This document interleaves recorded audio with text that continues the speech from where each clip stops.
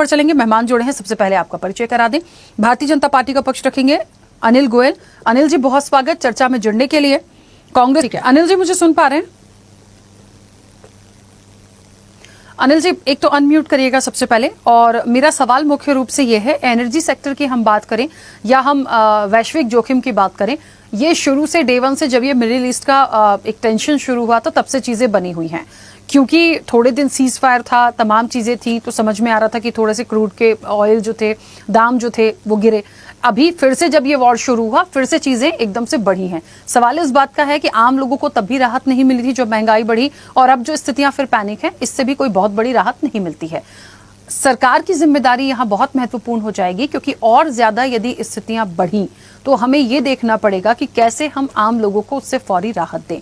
एक विकल्प निकालना बेहद जरूरी होगा, क्योंकि यदि हर चीज के दाम ऐसे ही बढ़ते जाएंगे तो ये बहुत ज्यादा मुश्किल भरा समय आम लोगों के लिए हो जाएगा। क्योंकि इसमें आम लोगों की क्या भूमिका है बताइए? अब वॉर है, तमाम चीजें हैं, हम सारी चीजों को समझते हैं और अभी तक जनता समझती आ रही थी, लेकिन एक विकल्प जो निकल सकता है वो सरकार की जिम्मेदारी है। आखिर इस बात को हम सब समझते हैं, ये भारत की पैदा करी हुई समस्या नहीं है, ये विश्व स्तर की समस्या है। और जब युद्ध होता है तो सारे देश प्रभावित होते हैं, भारत भी उससे प्रभावित है। इसमें कहीं कोई संकोच वाली बात नहीं। लेकिन उस सबके बावजूद अगर हम तुलनात्मक देखें तो और देशों के मुकाबले पर हमारे देश की महंगाई ज्यादा नहीं बढ़ी है, और देशों के मुकाबले पर हमारी जीडीपी आगे बढ़ रही है अगर हम तुलनात्मक देखें। लेकिन टोटल उनका असर जो युद्ध होता है, चाहे रूस यूक्रेन का युद्ध हो, अमेरिका ईरान का युद्ध हो, इजराइल का युद्ध हो, निश्चित तौर पर जो युद्ध होता है तो उसका असर पूरे विश्व में पड़ता है। भारत उससे अछूता नहीं। लेकिन एक बात, आप आम जनता की जो बात करी है वो आपने बहुत महत्वपूर्ण बात करी। लेकिन आप एक बात देखेंगे कि हमारी सरकार ने आज तक जो भी बेनिफिट्स किसानों को देने थे, गरीबों को देने थे, महिलाओं को देने थे, किसी भी बेनिफिट में कोई कटौती नहीं करी है। यानी सरकार पर जो आर्थिक बोझ पड़ रहा है, आर्थिक बोझ के बाद भी निश्चित तौर पर वो जनता को राहत देने का लगातार प्रयास कर रही है। चाहे पेट्रोल, डीजल, गैस के दाम बढ़ने की बात हो, तो अगर उसको भी देखें तो और देशों के मुकाबले पर बहुत कम हमारे यहाँ रेट बढ़े हैं। और यहाँ तक कि भी सरकार ने अपने ऊपर बोझ डाला है, अपने टैक्सों की कटौती करी है, लेकिन पेट्रोल, डीजल के, गैस के दामों में मतलब वृद्धि बेतहाशा होनी थी, उसको रोक करके एक सीमित वृद्धि करी है जो आम जनता झेल सकती है। और एक बात ये भी है, जो आप जीडीपी की बात कर रहे हैं, आप इस पूरा विश्व इस बात को मान रहा है कि भारत की आर्थिक व्यवस्था, भारत की जीडीपी सबसे तेज बढ़ रही है, आगे भी बढ़ने की संभावना है, आगे भी रुकने की संभावना नहीं। और ये सब एक कुशल नेतृत्व का परिणाम है, माननीय नरेंद्र मोदी जी के कुशल नेतृत्व में। और हम आगे की भविष्य की योजनाओं को ध्यान में रखकर काम कर रहे हैं। जैसे ऊर्जा का मामला कहा, तो सोलर को ला करके पूरे हिंदुस्तान में सोलर ऊर्जा बना करके हम निश्चित तौर पर कहीं ना कहीं पेट्रोल की कटौती भी कर रहे हैं, कहीं ना कहीं बिजली के विषय में भी हम आगे बढ़ रहे हैं। चाहे सीएनजी का मामला हो, चाहे अपने जो ईबीस के इंथॉल का मामला हो, जो भी मामले, हर मामले पर पूरी तरीके से सरकार लगी हुई है। विकल्पों के ऊपर सरकार लगी हुई है, किसके क्या क्या विकल्प हो सकते हैं, किस तरीके से हम बाहर का जो समस्या हमारे ऊपर आ रही है उसको हम कैसे सामना करें, और कैसे सामना करके हम देश की जनता को कैसे राहत दें। तो पूरी तरीके से हमारी सरकार इस काम पर लगी हुई है, एक एक माइक्रो से माइक्रो लेवल पर। अब आप देखें, विकास की बात करें तो आज सड़कें जिस तेजी से बन रही हैं, उस तेजी से निश्चित तौर पर विकास नहीं रुका है। देश का विकास चाहे सड़कों का हो, चाहे रेलवे का हो, चाहे हवाई जहाज का हो, चाहे हॉस्पिटल का हो, चाहे स्कूलों का हो, हर क्षेत्र में सरकार आगे बढ़ रही है और हर क्षेत्र में सुविधाएं दे रही है। और इसका लाभ भी जनता को मिल रहा है कि जहां पहले गड्ढे होते थे, जाम रहते थे, वहां ट्रैफिक स्मूथ हो रहा है, पेट्रोल की भी बचत हो रही है, लोगों के समय की भी बचत हो रही है, हर क्षेत्र में जिस तरीके से। और एक और सबसे बड़ी बात यह है कि जब तक देश आयात करता था, आज हमारा देश निर्यात भी कर रहा है, आज हमारा ब्रह्मोस से भी जा रहा है। तो कहीं ना कहीं विदेशी जो पैसा है देश में आए, उसके लिए सरकार पूरी तरीके से तत्पर है।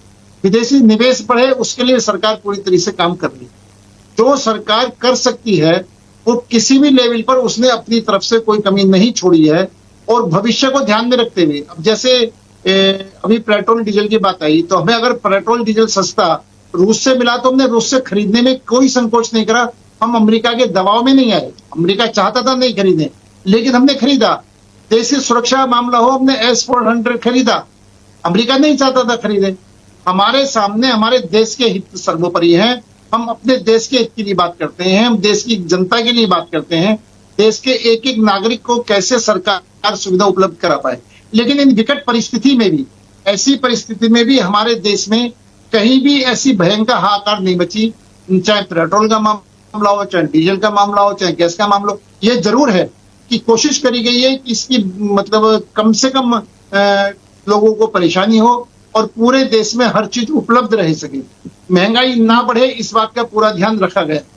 लेकिन अगर हम विश्व की परिस्थिति को नजरअंदाज नहीं कर सकते, हमको विश्व के अनुसार भी जो वहां पर दिक्कतें आती है उसका सामना हमको भी करना पड़ेगा। ठीक है। और मैं इस बात के लिए सरकार को बधाई देना चाहता हूं और निश्चित तौर पर देश की जनता को भी इतनी विकट परिस्थिति में भी देश की जनता सरकार के साथ खड़ी है और सरकार को सहयोग दे रही है। ये देश की जनता भी साधुवाद है और हमारी सरकार पूरी तरह से कटिबद्ध है। हम देश के आम नागरिकों के लिए पूरी तरीके से संकल्पबद्ध है कि उनको किसी किस्म की कोई परेशानी ना हो। ठीक है, कुछ कहना चाह रहे थे अनिल जी, बोलिए जल्दी से, जल्दी से प्लीज अपनी बात रखिएगा। अनम्यूट करिए।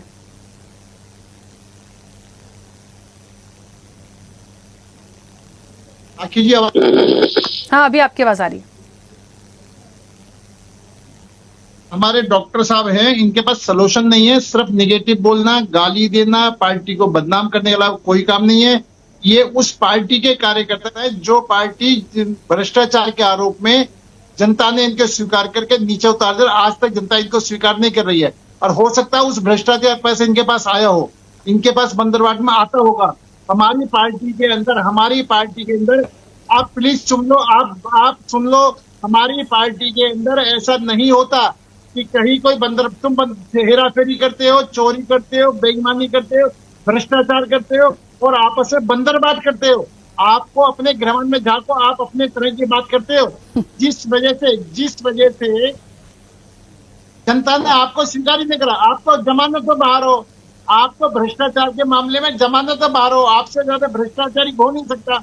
आप लोगों ने पूरे देश को बदनाम करके डाला हुआ है और मैं बड़ा स्पष्ट हूं कि इतना सब होने के बाद, अरे आप तो जनेऊ पर डालते हो, आप कह दो, अरे हम तो सीना ठोक के कहते हैं, आप कह दो राम जन्मभूमि का समर्थन कर दो, आप कृष्ण जन्मभूमि का समर्थन कर दो, आप विश्वनाथ जी काशी जी का समर्थन कर दो। ठीक है, प्लीज इकोनॉमी पे आइए, प्रभु श्री राम को छोड़ दीजिए, अर्थव्यवस्था से बाहर कर दीजिए प्लीज। अभी आज इन सब चोर, आप सबसे बड़े चोर महाचोर हो, आपको चोर को सब चोर दिखाई देते हैं, जो चोर होता है उसको चोर दिखाई देते हैं। कभी कभी मुझे बहुत खराब लगता है और इसलिए लगता है कि एक देश की बात हो रही है, अर्थव्यवस्था की बात हो रही है, उसमें भी राजनीति, वो भी कहीं मंदिर आ जाएगा, कहीं चोरी आ जाएगी, कहीं कोई आ जाएगा।